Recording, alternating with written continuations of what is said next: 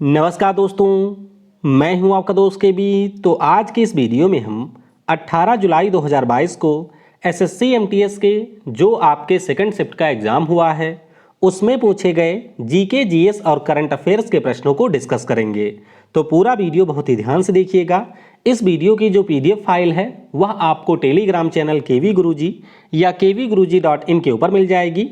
वहां से आप इसके पीडीएफ को डाउनलोड कर सकते हैं। इसके अलावा अगर आप लोग भी आने वाले समय में एसएससी एमटीएस का एग्ज़ाम देते हैं और अपने सारे प्रश्नों को मेरे साथ में शेयर करना चाहते हैं तो ये मेरा व्हाट्सएप नंबर है। आप इस नंबर के ऊपर सारे प्रश्नों को शेयर कर सकते हैं। तो चलिए अब इस वीडियो की हम शुरुआत करते हैं। पहला प्रश्न पूछा गया था कि इनमें से कौन सा डांस है जो कि पश्चिम बंगाल में मास्क के साथ में किया जाता है। तो पश्चिम बंगाल में मास्क के साथ किया जाने वाला जो डांस है इसका नाम है गंभीरा। क्या नाम है? इस डांस का नाम है गंभीरा। तो मुख्य रूप से नॉर्थ बंगाल में जो आपके चैत्र संक्रांति का त्यौहार होता है उसी अवसर पर यह डांस आपके पश्चिम बंगाल राज्य में किया जाता है। पश्चिम बंगाल के कुछ और डांस की बात करते हैं तो अलकाप है, काठी, बौल, मरासिया, महल, गंभीरा और ढाली। ये सारे जो लोक नृत्य हैं ये भी आपके पश्चिम बंगाल राज्य से संबंधित हैं।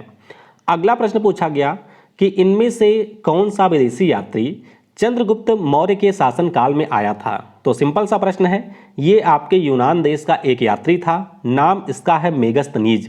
और आपको ये भी ध्यान रखना है कि मेगस्थनीज के द्वारा एक पुस्तक लिखी गई थी और उस पुस्तक का नाम है इंडिका। अगला प्रश्न पूछा गया कि पंडित शिव कुमार शर्मा कौन सा वाद्य यंत्र बजाते हैं।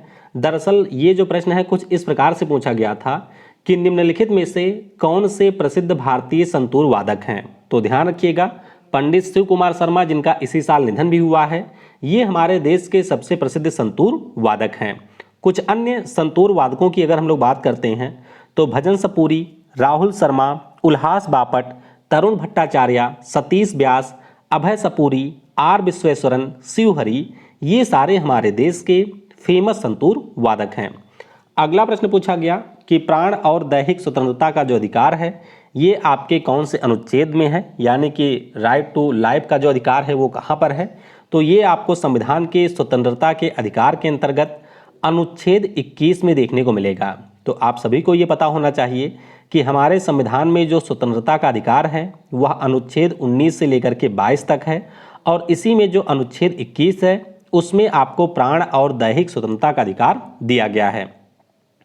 अगला प्रश्न पूछा गया कि संसद के कितने घटक होते हैं। देखिए, अगर आपसे ये पूछा जाता है कि हमारी जो संसद है उसमें सदन कितने हैं तो आप सभी को पता होना चाहिए संसद में आपके दो ही सदन होते हैं, लोकसभा और राज्यसभा। लेकिन अगर आपसे ये पूछा जाए कि भारत की जो संसद है वो किनसे मिलकर के बनती है तो उसमें आपके राष्ट्रपति को भी इंक्लूड कर लिया जाता है।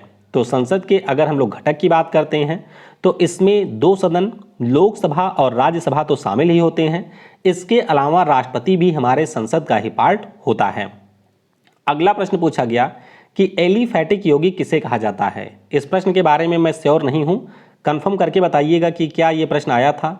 वैसे एलिफैटिक यौगिक की अगर हम लोग बात करते हैं तो कार्बन और हाइड्रोजन के बीच में जो आपके यौगिक बनते हैं, चाहे वो सिंगल बॉन्ड से बन रहे हो एल्केन, चाहे वो डबल बॉन्ड से बन रहे हो एल्कीन या ट्रिपल बॉन्ड से एल्काइन बन रहे हो, इन सारे यौगिकों को ही हम लोग यहाँ पर एलिफैटिक यौगिक के नाम से जानते हैं। तो बस आपको इतना ध्यान रखना है कि चाहे हम एलिफैटिक कंपाउंड कहें या एलिफैटिक हाइड्रोकार्बन कहें, मुख्य रूप से ये हमारे ऐसे कंपाउंड होते हैं जिसमें हाइड्रोजन और कार्बन के बीच में सिंगल, डबल या फिर ट्रिपल बॉन्ड एग्जिस्ट करता है। अगला प्रश्न पूछा गया कि 2021 के पुरुष T20 विश्व कप में ऑस्ट्रेलिया ने किस देश को हराया था। तो जरूर ध्यान रखिएगा, इसमें ऑस्ट्रेलिया ने हराया था न्यूजीलैंड को। आप सभी को पता होना चाहिए कि न्यूजीलैंड ने सेमीफाइनल में पाकिस्तान को हरा करके बाहर किया था और उसके बाद में न्यूजीलैंड और ऑस्ट्रेलिया के बीच में फाइनल मुकाबला खेला गया था जिसमें ऑस्ट्रेलिया ने पहली बार T20 विश्व कप को जीता था। और इसका जो आयोजन है वो आपके UAE और ओमान देश में किया गया था। तो ये प्रश्न पहले भी पूछा जा चुका है। आपको ये भी ध्यान रखना है कि इस साल जो महिलाओं के 50 ओवर का क्रिकेट विश्व कप हुआ है उसको 7वीं बार जीता है ऑस्ट्रेलिया ने और इसमें ऑस्ट्रेलिया ने इंग्लैंड की टीम को हराया था।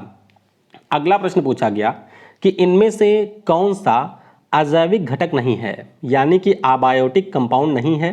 तो आपको ये पता होना चाहिए कि जिसमें भी जीवन है उसे हम लोग बायोटिक कहते हैं। जितने भी आपके आसपास में चीज़ें हैं जिसमें जीवन नहीं है उन्हें हम लोग अजैविक कहते हैं। तो हवा, पानी, सूर्य का प्रकाश, हमारा एटमॉस्फेयर, ये सारे आपके अजैविक घटक के ही उदाहरण हैं। तो हमारे इकोसिस्टम में जितने भी आपके नॉन लिविंग पार्ट हैं उन सभी को हम लोग अबायोटिक के नाम से जानते हैं। अगला प्रश्न पूछा गया था कि हॉकी के मैदान की लंबाई और चौड़ाई कितनी होती है। एग्जैक्ट प्रश्न मुझे नहीं मिला है, तो परिमाप पूछा था या लंबाई चौड़ाई पूछा था, कमेंट में बताइएगा। फिलहाल इसकी जो लंबाई है वो 91.4 मीटर होती है और चौड़ाई की बात करते हैं तो ये आपके 55 मीटर होती है। अगला प्रश्न पूछा गया कि लाई हरोबा नाम का जो त्यौहार है ये किस जनजाति के द्वारा मनाया जाता है। कितनी ही बार मैं आपको बता चुका हूँ कि मणिपुर में जो मेइती समुदाय है, यानी कि जो हमारी मेइती ट्राइब है, उसी के द्वारा लाई हरोबा नाम का त्यौहार आपके मणिपुर राज्य में मनाया जाता है। मणिपुर राज्य की अगर हम लोग बात करते हैं तो आपको ध्यान रखना है कि संगाई महोत्सव, लाई हरोबा त्यौहार, सिरुई लिली महोत्सव, योसंग त्यौहार, ये सारे आपके मणिपुर राज्य में मनाए जाते हैं।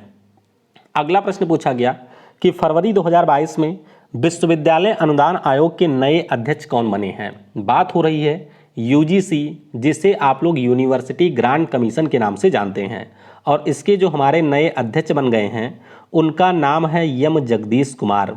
आप सभी को पता होना चाहिए कि एम जगदीश कुमार जो दिल्ली यूनिवर्सिटी है इसके वाइस चांसलर थे और इनको यूजीसी का नया चेयरमैन बना दिया गया था।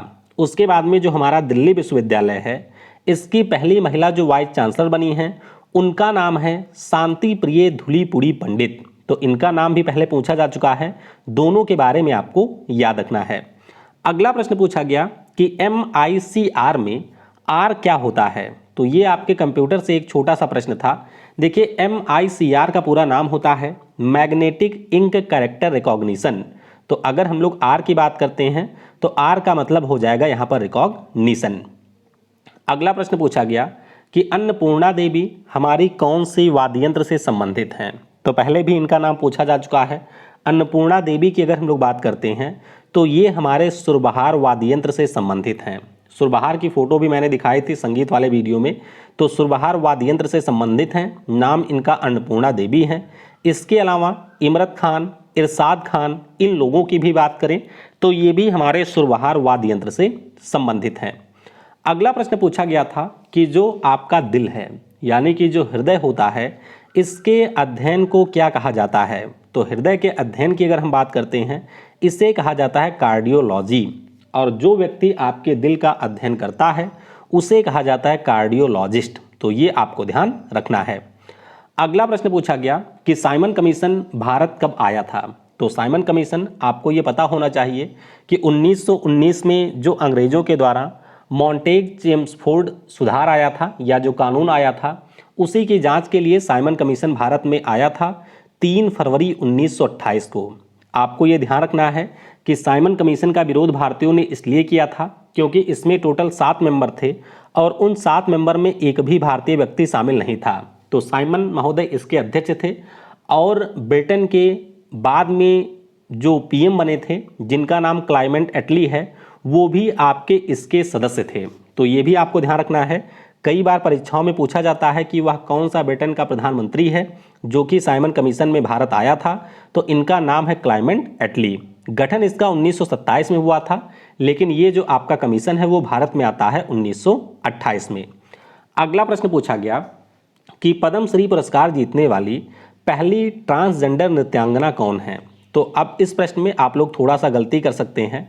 देखिए अगर हम लोग बात करते हैं कि पहली कौन है तो उनका नाम हो जाएगा नर्तकी नटराज, जो कि 2019 में पद्मश्री जीती थी और ये आपके भरतनाट्यम की डांसर हैं। लेकिन अगर आपसे 2021 का पूछा गया होगा तो इनका नाम है मंजम्मा जोगती। क्या नाम है? मंजम्मा जोगती इनका नाम है, जिन्होंने 2021 में आपके पद्मश्री पुरस्कार को जीता था और ये हमारे कर्नाटक राज्य की एक डांसर हैं। तो प्रश्न जिस प्रकार से पूछा गया होगा और जिस प्रकार के आपको ऑप्शन दिए गए होंगे उसी के अनुसार आप लोग ऐसे प्रश्नों का उत्तर देंगे। अगला प्रश्न पूछा गया कि हजीरा विजयपुर जगदीशपुर नाम की जो गैस पाइपलाइन है ये किस राज्य से नहीं गुजरती है। तो पहले भी इसके बारे में मैं आपको बता चुका हूं, क्योंकि ये प्रश्न पहले भी पूछा जा चुका है। उस प्रश्न में पूछा गया था कि किस राज्य से गुजरती है, यहाँ पर पूछा गया कि कहाँ से नहीं गुजरती है।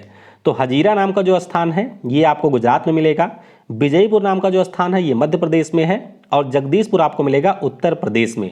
तो ये जो पाइपलाइन है वो गुजरात से शुरू होती है, उसके बाद में राजस्थान के बॉर्डर से होते हुए मध्य प्रदेश में एंटर करती है, फिर उत्तर प्रदेश में आती है और फिर उत्तर प्रदेश से आगे बढ़ के दिल्ली एनसीआर होते हुए ये चली जाती है हरियाणा।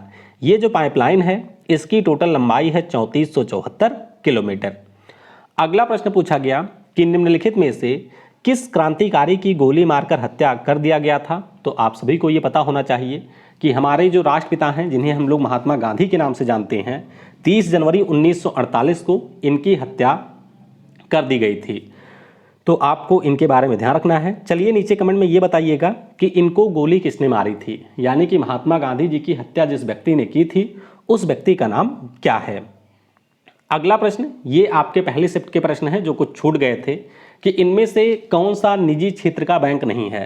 तो 4 आपको ऑप्शन दिए गए थे, PNB, federal bank, axis bank, HDFC bank. तो आपको पता होना चाहिए कि हमारे देश में जो सरकारी बैंक हैं उनकी वर्तमान में संख्या 12 है और इसमें आपका जो पंजाब नेशनल बैंक है ये हमारा एक सरकारी बैंक है। कब तक रहेगा इसके बारे में कोई आइडिया नहीं है। अगला प्रश्न पूछा गया था कि पृथ्वी पर सबसे गहरा स्थान कौन सा है। तो ये आप सभी को पता होना चाहिए कि प्रशांत महासागर में हमारा एक ट्रेंच है जिसे हम लोग मेरियाना ट्रेंच के नाम से जानते हैं और ये आपके पृथ्वी का सबसे गहरा स्थान है। अगला प्रश्न पूछा गया कि भारत में गन्ने का उत्पादन सबसे ज़्यादा कौन सा राज्य करता है। तो गन्ने के उत्पादन की बात करें, सबसे ज़्यादा उत्पादन हमारा उत्तर प्रदेश राज्य करता है, दूसरे नंबर पर आता है महाराष्ट्र का नाम। इसी प्रकार से अगर आपसे दुनिया में पूछा जाए सबसे ज़्यादा गन्ना कौन उगाता है, तो दुनिया में सबसे ज़्यादा गन्ना ब्राज़ील उगाता है और इसमें भारत का स्थान है दूसरा। तो इस प्रकार से पहली और दूसरी शिफ्ट के जो भी प्रश्न मुझे मिले थे उन सभी को मैंने डिस्कस कर लिया है। इसके अलावा भी अगर आपको कुछ प्रश्न याद हैं तो आप नीचे कमेंट में लिख सकते हैं या फिर ये मेरा व्हाट्सअप नंबर है, इस नंबर के ऊपर आप वॉइस रिकॉर्डिंग के माध्यम से भी अन्य प्रश्नों को भेज सकते हैं।